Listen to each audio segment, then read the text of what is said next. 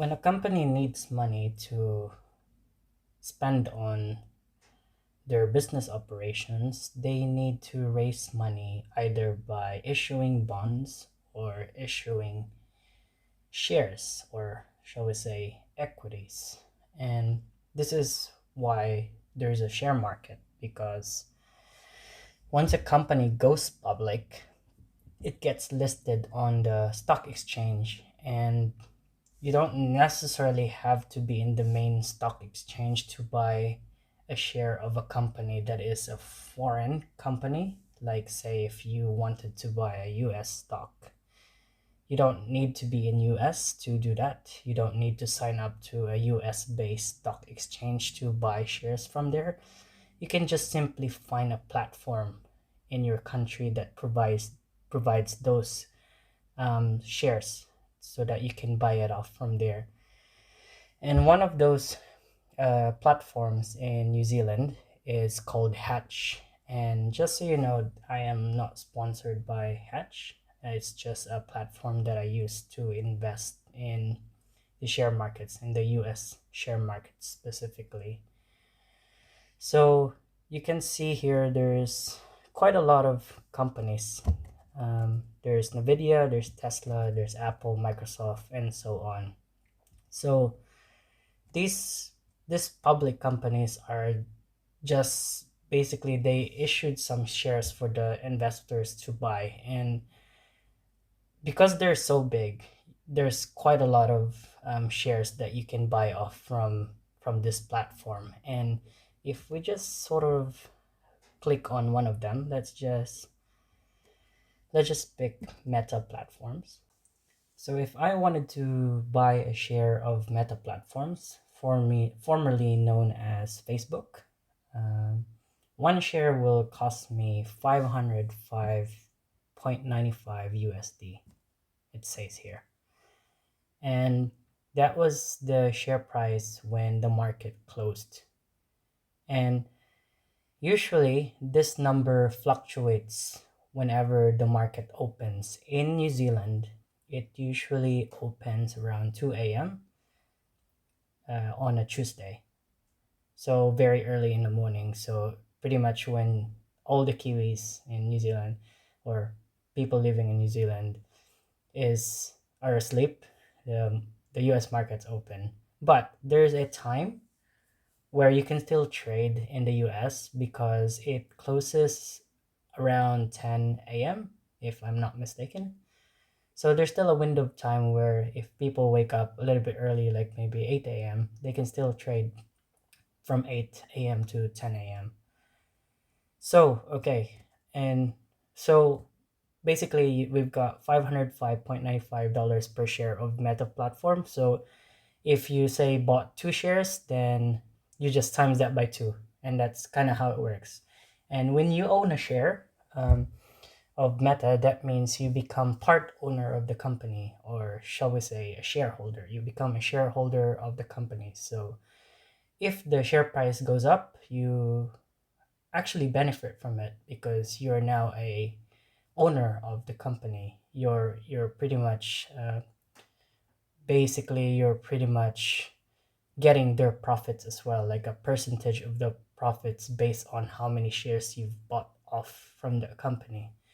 So it's pretty good, but it still bears some risk because if the value of Meta goes down, then well, you also lose a bit of your money as well.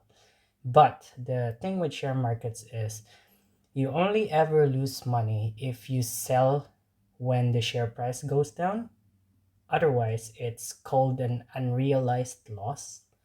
So if you say if the share price just dropped down to maybe $470 per share, if you just wait, because markets fluctuate a lot, and if you just wait for it to bounce back again, you pretty much just didn't lose anything. You just kind of lost on paper, so which is not really a realized loss. So that's kind of the nice thing about share markets. If the share price drops, it doesn't really mean that you've lost the money. It you only ever lose the money if you sold at a loss.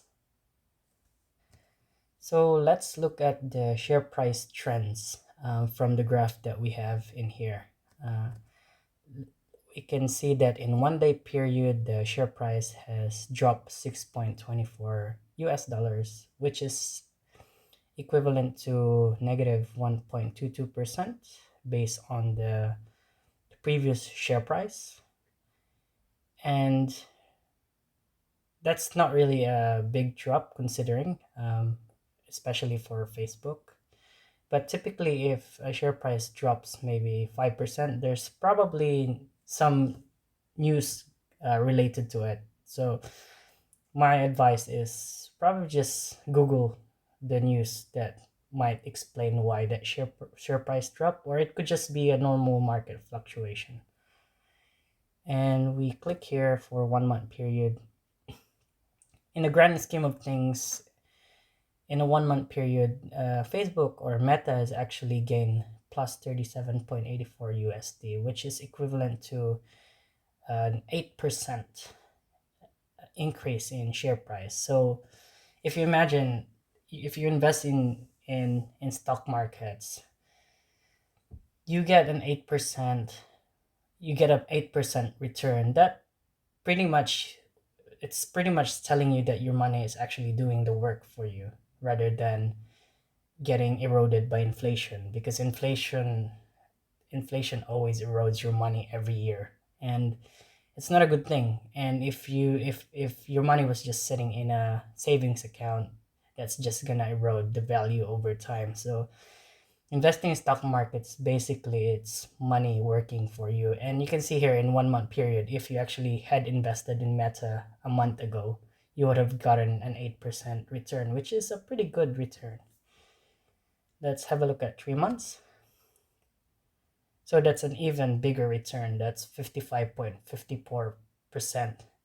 Typically, anything above 10% is a pretty big return, but we're talking about 55% return in just the Facebook. So there must be some kind of rally going on, like positive market sentiment going on that's driving the price up. Or maybe Facebook has just announced something. I don't know. I don't know much about Meta or Facebook, but there's definitely some things that are driving the share price to go up this way.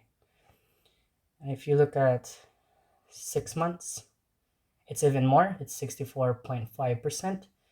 And 1 year, it's 181.9%. So it could just be a share price going up because it could be interest rates that's affecting it, or it could be because we just got out of the recession, like COVID. So maybe people have bought or sold shares during recession, and then now that we can call it technically a bull market now, because the S&P has reported probably, I think, around 33% up in returns. So they sort of just announced that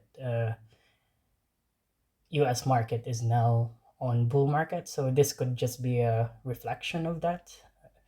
But that's in a 1 year period, that's 181.9% return. So that's pretty good.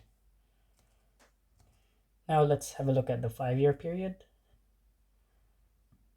Not that much different from 1 year, but it's still pretty solid return. But you can see here the trend with Meta platforms. The longer you stay in the market, usually it results in bigger returns. And that's because you're not really timing the market. You're just in the market, just waiting for it to grow. And usually the companies always work hard to drive their business up in value. And if you truly believe in a company, you just wait and see how it performs over time. And if you're right, then you can actually get some pretty decent results or returns in the long term.